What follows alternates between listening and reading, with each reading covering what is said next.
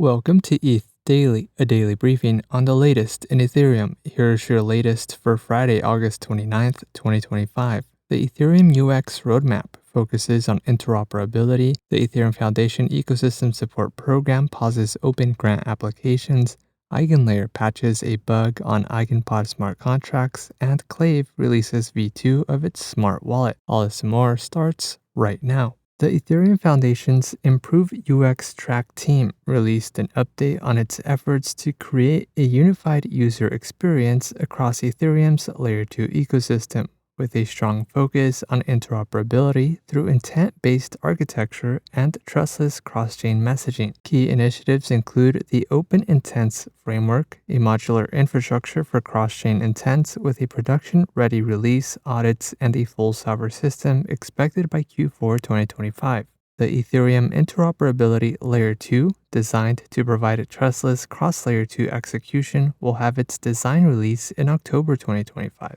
Looking ahead, the team's long-term vision is to integrate snarks more deeply into Ethereum's infrastructure. The team also highlighted Kohaku, a privacy-first wallet project. Together, the efforts aim to make Ethereum's multi-chain ecosystem feel seamless and secure. The Ethereum Foundation's Ecosystem Support Program, which funds and supports Ethereum builders, has paused open grant applications to refine its priorities. ESP plans to shift to a more strategic, proactive funding model and coordinate closely with other EF teams. EFESP will continue hosting office hours to provide teams with guidance and non-financial support. According to data from Butter.markets, the EFESP has allocated over $144 million since 2020. In 2024 alone, the ESP distributed $3 million to 105 projects. The ESP team will announce an updated grant strategy by the end of this year.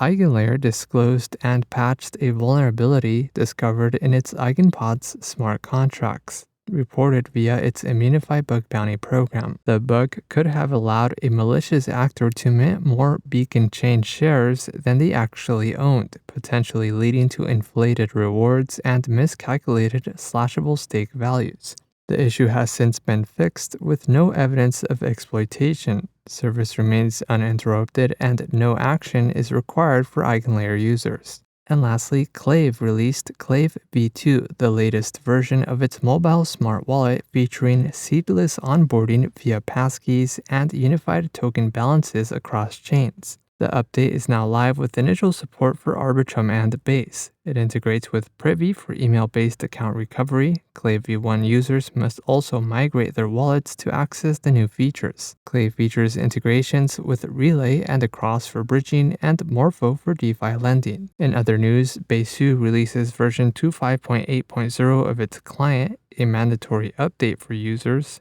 ETH Strategy partners with Rocket Pool, and DevConnect announces Ethereum Day at DevConnect Argentina.